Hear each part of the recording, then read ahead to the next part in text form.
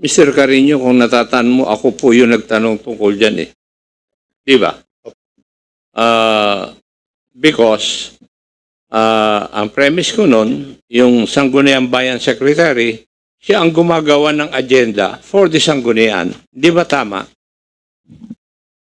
At lahat Opo, ng Your dokumento supporting your agenda dapat nakasubmit sa iyo. Sumagot ka rin ng oo noon eh, kasi nandito sa akin yung minutes eh.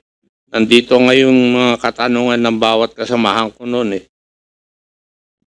Opo, Your Honor. Di po ba? Opo. So, naandun sa agenda, yung draft ordinance number 20-005 kung ako'y hindi nagkakamali. Di ba? Yun ang pinag-uusapan natin noon eh. Opo, Your Honor. Yes.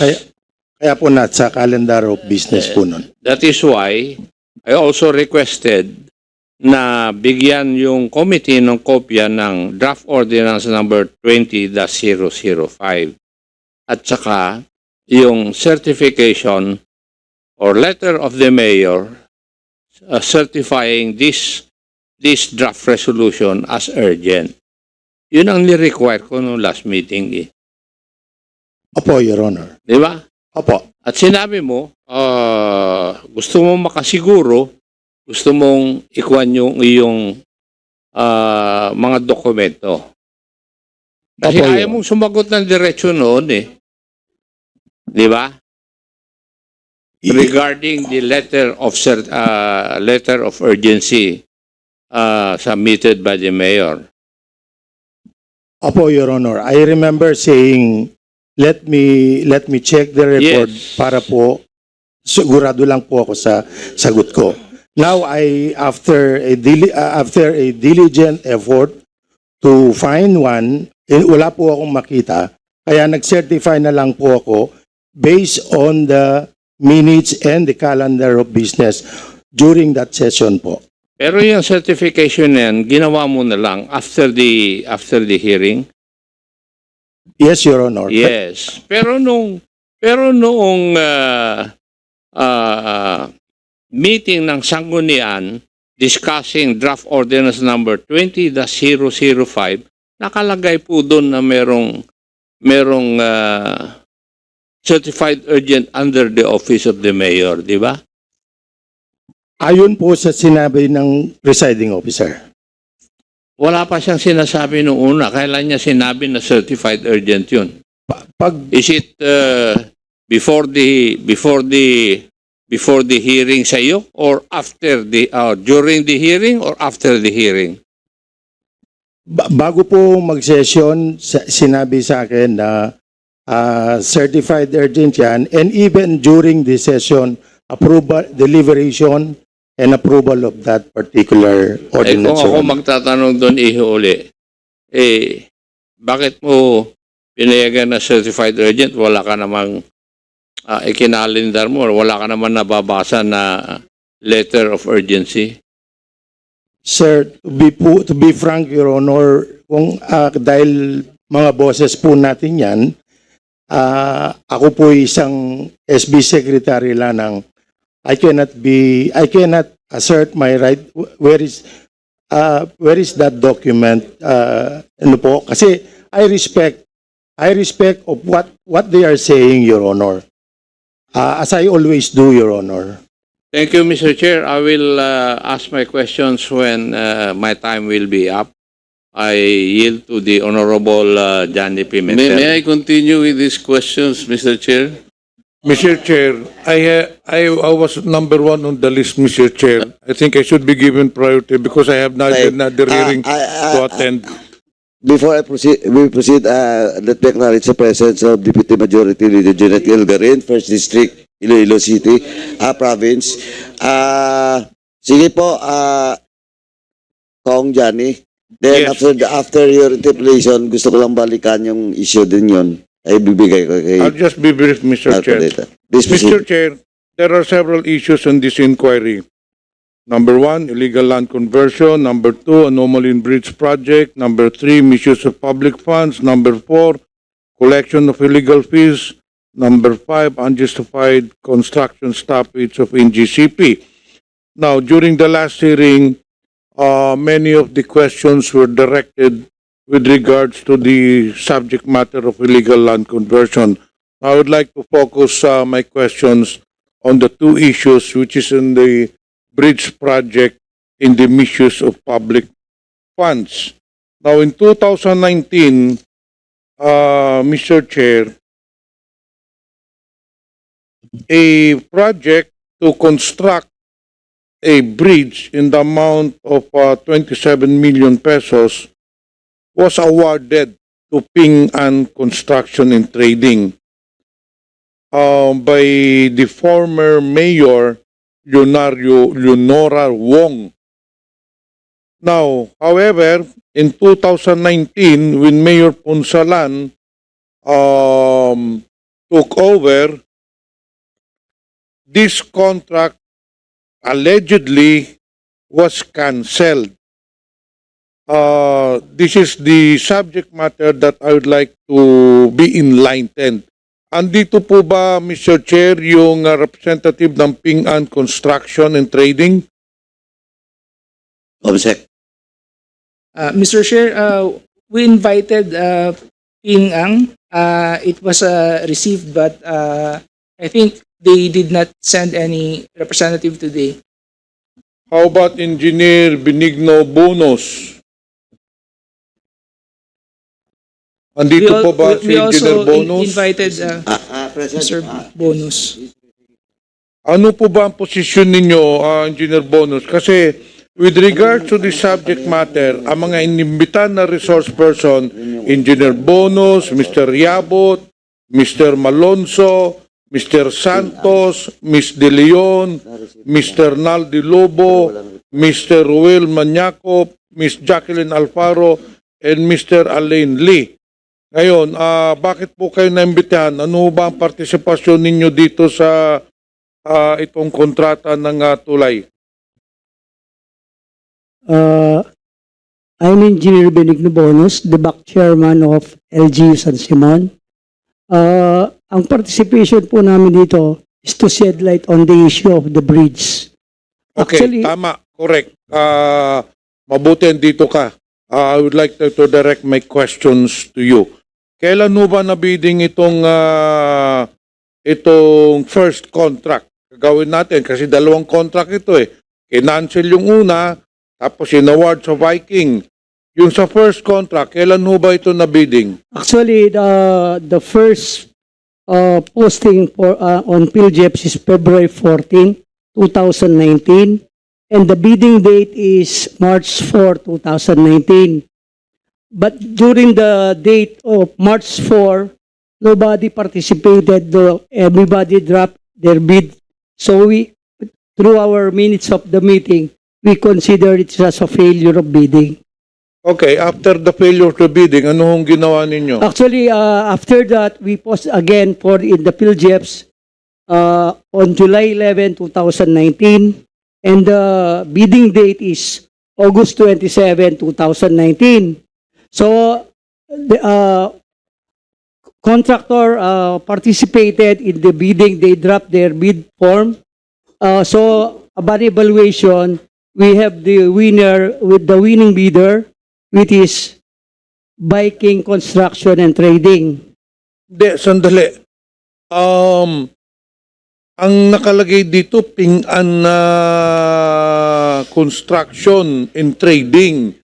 Actually, Yung original contractor. Actually, Your Honor, we did not receive any company profile nor the Ping An did not participate during the first bidding, where that's why we considered it as a failure of bidding.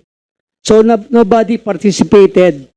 So even the Ping An, who is the allegedly contractor, did not participate during the bidding.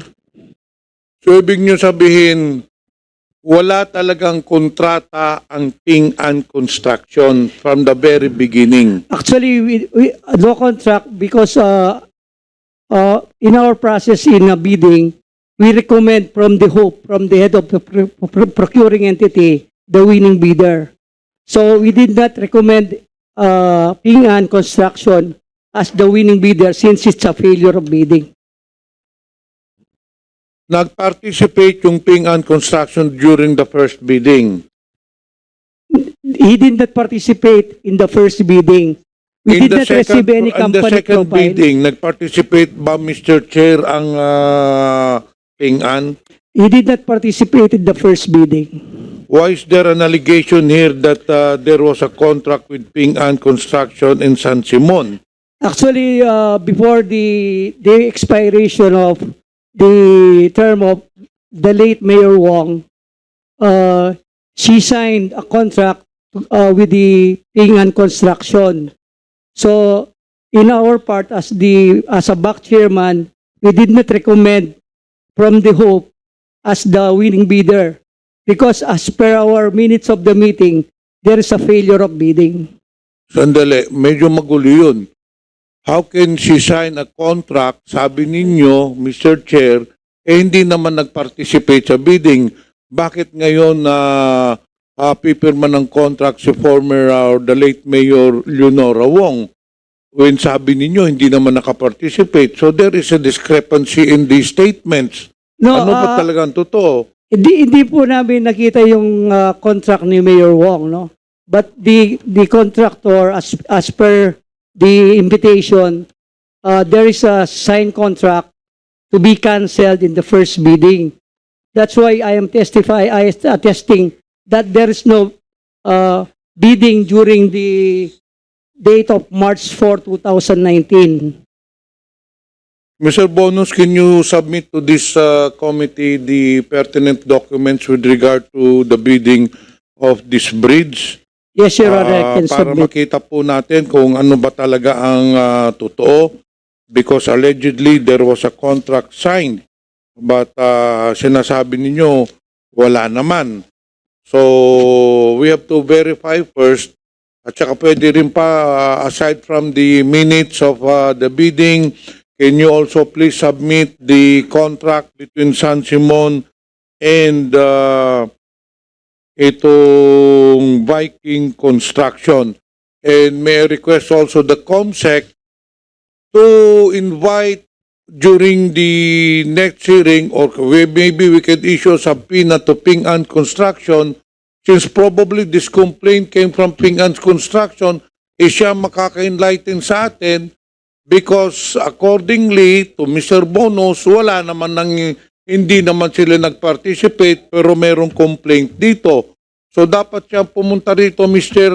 Chair, COMSEC, we issue a subpoena. Niimbitahan naman natin itong Ping An. Yes, Mr. Chair. Anyway, Congressman Pimentel, Ping An was invited in today's hearing. As for the information of COMSEC, na-receive daw yung invitation natin sa kanila, pero walang explanation why they're not It's present very today. important, So, Mr. Chair, maybe- that Ping An maybe we can Construction should issue attend, a- because we can Oh, issue a COCOS order for them. or rather, this entity is the aggrieved construction company in this issue. So, kung wala silang interest, i-drop na natin ito. Because, according to Mr. Bonus, they never participated. That is why I focus on this subject matter. There are 5 issues para kung wala nang interest sila rito, di drop na natin to. Let us focus on the other issues. I don't know who is telling the truth, whether Ping An Construction or Mr. Bonus, the back chairman. Because as per the records, there is no participation of Ping An Construction with regards to the bidding of the bridge project. However, in the inquiry, in the request of Representative Ordanes, this is part of the issues concerned. Ngayon, ang tanong ko, itutuloy pa ba natin ito? Hindi na.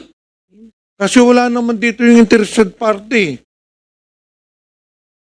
Anyway, Congressman Pimentel, just to give justice to that issue, sir, ilan ba kayo sa back the time?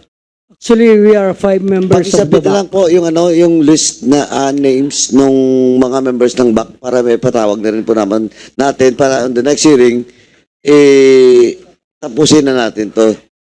Your Okay? Honor, the members of the BAC are already retired, and the other one, the one who... Just my order is just for you to submit. Yes, yes, Okay, Honor. Mr. Yes, Honor. Chair, I agree with you. So, Please just submit submit. all the pertinent documents, the minutes of the bidding, the invitation, the field jeps, including the awarding of in the contract itself, so that we could see whether ano ba talaga ang totoo nito. Now let me go, since Ping An Construction is not here, and she is the more interested party. Now let me go to the next issue. Before we proceed, kasi dalawang entity ditong interested party, the Viking and the Ping An. So they were invited, they were not present today. So we'll just, Congressman Adyong.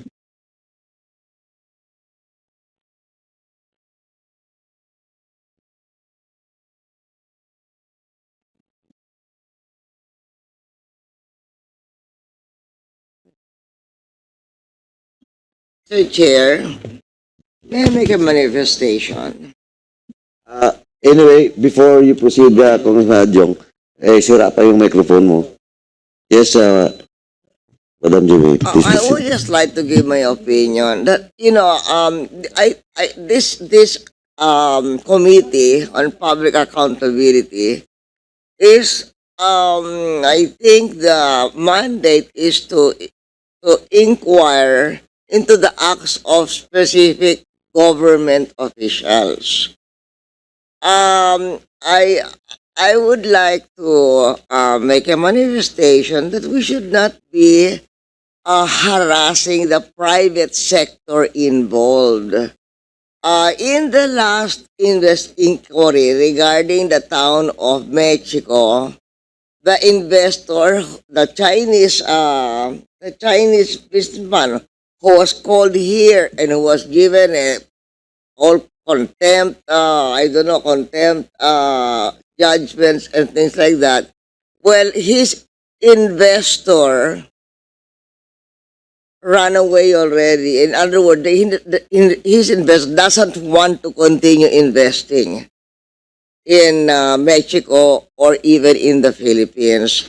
And let's do what we have to do, send ombudsman things about the mayor, but please let us avoid involving calling businessmen to hearings in this committee.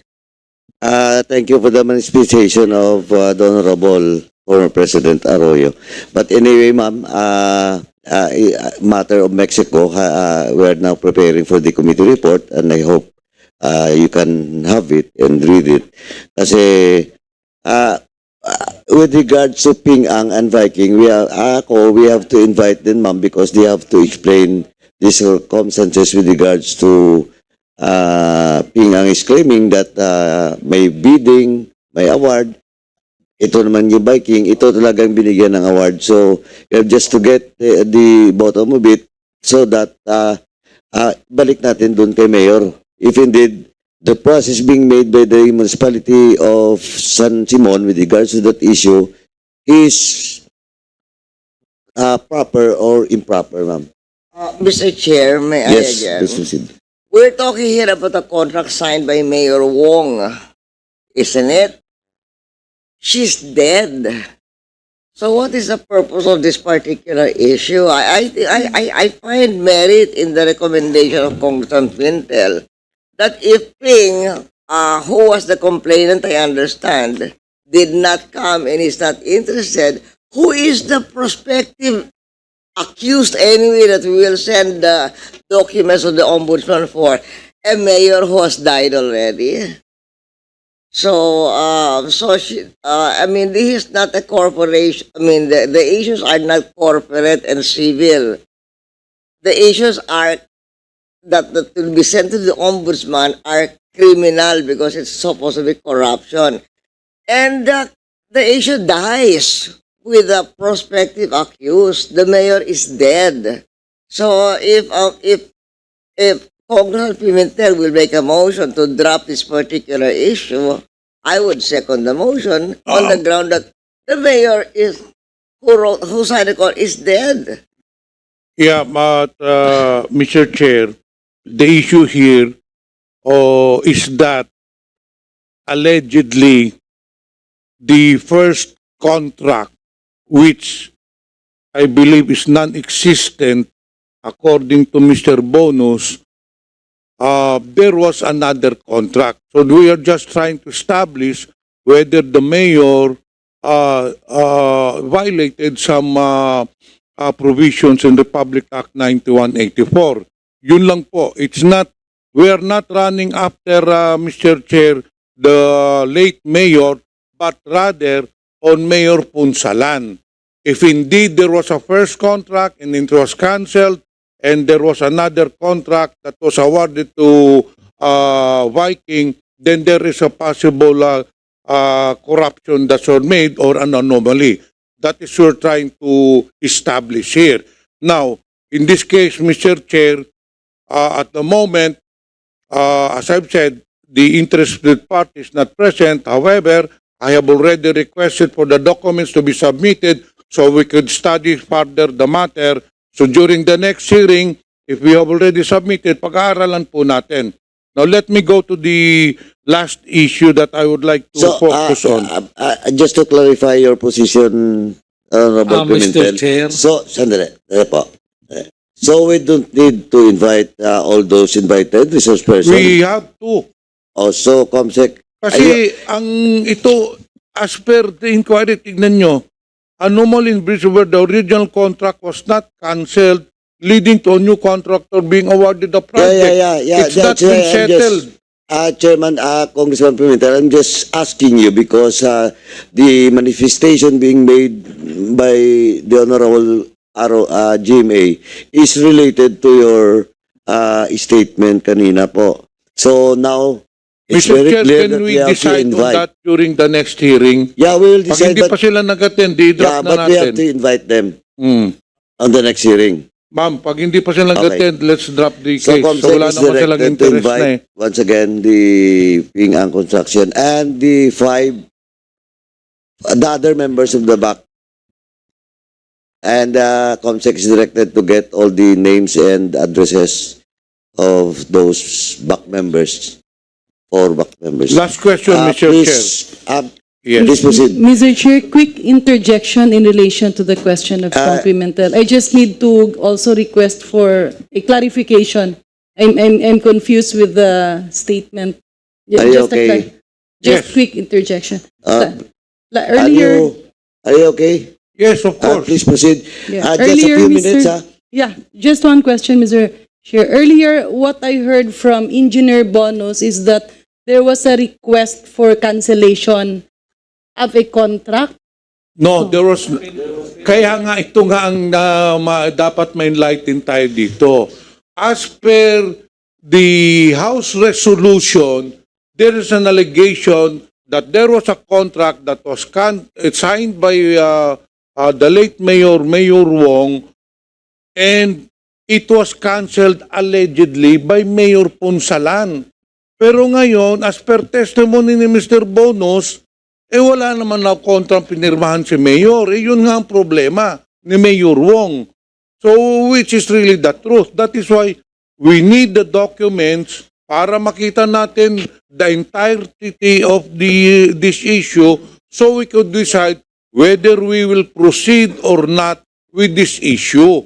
Yun Yeah, po Mr. ang Chair. inaano natin I heard Mr. Bonus said the request for cancellation. Did you say that? You never said that. I did not say it cancellation. There is no contract. How Anyway, can you cancel something that was never there in the first anyway, place? Adim L. Garin, are you done? It's okay with you? Yeah, Mr. Chair. Andre. Yes. Okay ka na?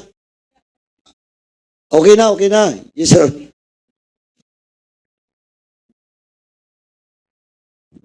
Thank you, Mr. Chair. May I request that I be given a transcript of the earlier statement of Engineer Bonus because I heard him mention the statement cancellation of, he was surprised that there was a request for cancellation of contract. So if I can request, Mr. Chair, a transcript, just so we'll Anyway, your request is granted, Congressman Garin. Mr. Chair, last question na lang para matapos na ako. Sandali, Congressman Pimentel. Congressman Villa, you're raising your eye. Is it related to... Yeah. It's related with the construction. What engineer say that there was a failure of bidding in the first bidding with Mayor Wong. Yeah, I heard. So there was a failure because I also came from LGU. Three-term governor ako eh. Alam natin yung mga contract. Once it is a failure of bidding, so we have to rebid. And then there's a new mayor. So it's the new mayor who will rebid. Thank you. That is Thank you, Mr. Chair, Congressman that Villa. was the statement. However, the delegations is different from the statement of Mr. Bonus. But as I've said, we will wait for the documents to be submitted, we'll study the matter, and then we will decide on the next hearing. Now, Mr. Chair, tapusin ko na lang to para maka-interpolate ng iba. Let me go to my next question. This is with regard to misuse of public funds amounting to 45 million pesos for the purchase of land. Now, simple lang ang tanong ko po, Mayor Punsalan, or to the SB Secretary, city na bang San Simon? Hindi, so Sangguniang Bayan lang po. Anyway, was there an authority from the Sangguniang Bayan granted to Mayor Ponsalan to purchase this land? SB Secretary, can you answer that question? SB Secretary, Prior please. to the purchase, not after the purchase. Prior to the purchase of the land, was there an authority, a resolution granting authority to Mayor Ponsalan to purchase a lot? Opo, mayroon po. Kailan ba binili yung lote?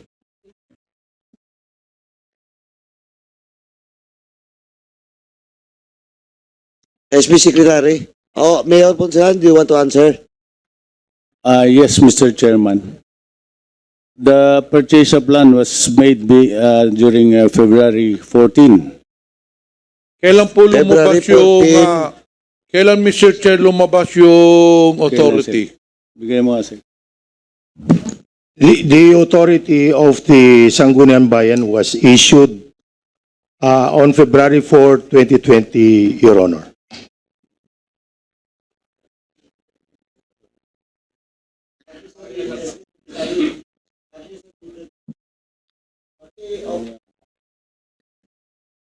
Have you submitted that, authority coming from the Sangguniang? Nasabit mo na ba? Yes or no lang? Okay, Mr. Chair, The COMSEC will check. let's move proceed. Delegation is that the purchase of the lot, there was not a valid contract. May I know if there was indeed a contract that was signed by the mayor in the seller? SB Secretary? Meron bang kontrata? Hindi ko po, I'm not the right person to Okay, answer that. to Mayor Ponsalan, Mr. Chair. Yes, Your Honor, Mr. Chairman. Meron po. Meron kami pong deed of sale. Okay. Deed of absolute When you sale. purchased the lot, Mr. Chair, was there a title before the purchase of the lot? O binili na lang yung lote, tsaka nyo ginawa ng titulo? Meron po. During the signing and payment of the purchase property, the original titles was delivered to us during the payment of the titles. And Mr. Chair, this is not related to the purchase of lot anymore. This is related to another hearing in the public accounts. Meron po bang Sunflare a company or a corporation of in the name of Sunflare that is operating in San Simon? Anybody from the municipality of Mexico? Assessors, please proceed. Good morning po. Meron po, Mr. Chair. Anong negosyo ng Sunflare, Mr. Chair?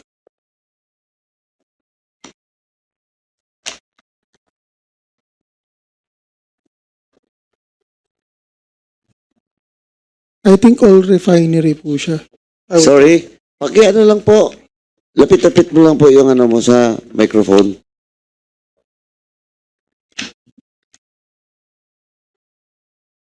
Sunflare Industrial Supply Corporation. Mr. Chair, ang alam ko po, oil refinery po siya. Ng tanker oil. Mr. Chair, may I know kung may mga lupa ba itong binili dun sa San Simon? Meron po. Meron. Marami? Yung Sunflare po mismo, Mr. Chair, dalawang property. And then yung baka po yung tinatanong niyo po yung rest of investment po nung owner, which is the Golden Sun 999. Alam niyo ba ang owner nito? Yes, Mr. Chair. Sino po ang owner? Based on record po dun sa Sunflare po si Mr. A.D. Yang. May I direct my question to Mayor Punsalan? Do you know the owner of Sunflare Industrial Corporation, Mr. A.D. Yang? Opo, nabit ko po siya minsan. Well, I'm just raising this issue, pero there are so many interpellators, maybe on the second round or during the next hearing. Alam niyo ba na itong si Mr. A.D. Yang na-involve ito doon sa more than 6 billion pesos na shabu doon sa where his name came up doon sa Mexico. And that is why we are asking this, because accordingly this Mr. Yang has bought so many hundreds of hectares in Pampanga. Ngayon, hindi natin alam kung Pilipino ito or Chinese. We have no record of him sa immigration kung nakalabas na ng bansa, but then it seems that this Mr. Yang is really a Chinese citizen. Fictitious yung birth certificate niya, and of course, under our constitution, a foreigner cannot own land. But anyway, that will be in another hearing, Mr. Chair. So I end my interpellation, Mr. Chair. Thank you. Thank you, Chair, Congressman Pimentel. Assessors, yun lang ang sinabit nyo kasi only those four. Ang sinasabi namin, ang order sa inyo, are you present during the last hearing? Yes, Mr. Chair. And ang issue kasi, doon sa San Simon, with regards to 45 million and yung reclassification, we have to check if indeed it goes through the process. Kasi ang daming requirements. Well, in fact, I have now in my possession with regards to the DAR certification. Nawala po, reclassification. Mr. Chair, ang sinabit ko po yung mga properties that are already reassessed from agricultural to industrial. So which includes Ayan, po yung ba? Golden Sun po. Sinama ko po siya. Hindi, pero 4 lang yung nandito. Sinabit ko po lahat, Mr. Chair. Pati po yung hard copies po. And Mga yung ilan? emailed. 5 rims po siya, isang Okay, box. Anyway, we will just check on it. That Yes, was the Mr. query of Congressman, Chairman Marcoleta, Chairman Acop. Now, if the good Congressman Pimentel is done, balikan ko lang po yung question with regards to certificate of urgency by Mayor Ponsalan. Congressman Marcolita, you're now recognized. Then after that, Thank you, Mr. Chair. Chairman Fernandez. Then, yung iba pang members. Proceed. Questions for Mr. George Carino, Mr. Chair. Nasaan po kayo, Mr. Carino? Kayo po yung Sangguniang Bayan Secretary. Opo, Your Honor. Dito po sa calendar of business ninyo, dated January 14, 2020, sinabi nyo rito, kaya in-include po ninyo itong resolution nito because certified urgent under the office of the mayor. Opo, Your Honor. Tama? Opo, Your Honor. So kanina sinasabi mo wala namang certified urgent letter ang mayor. Bakit mo nilagay sa calendar of business on January 14, 2020? Yung pong certification itself wala po sa office ko. Kaya nga, bakit mo nilagay nga na certified urgent from the office of the mayor? Wala naman pala. So this is misleading. Yun po ang banggit ng presiding officer during that time. Bakit sa akin. hindi mo sinabi certified urgent per advice of the presiding officer? Your Honor, please. Hindi nga, parang sigurado ka. Yung pala yung pinangangatawanan mo eh. Opo. Bakit hindi mo nilagay certified urgent per advice of the presiding officer? Actually po yun ang matagal na naming practice. Pag sinabi po ng membro... Wala akong pakialam sa practice mo. Ang sinasabi ko ito, kasi mga dokumento ito eh. Nakapag-iinit ng ulo kasi ang kanina ka pa eh. Nilagay, minutes ito eh. Calendar of business, sinabi mo certified urgent from the office of the mayor. Hindi pala totoo. So niloko mo na yung Sangguniang Bayan. Tama. Pati kami, niloloko mo rito. Tama. Tama o hindi? Wala po kong niloloko, sir. Ito yung nilagay mo rito eh. Sinasabi mo galing pala sa presiding officer. Bakit sinabi mo sa mayor? Pagkatapos sinabi mo uli, do sa minutes na ito, the same date, January 14, 2020, certified urgent under the office of the mayor. Pangalawang panluloko na naman ito. Mr. Chair, ano ba ang ating rule kapag niloloko tayo? As of now, we have a quorum and it all depends on the members. Sinasabi ko sa iyo kanina pa eh. Dalawang panluloko na ito.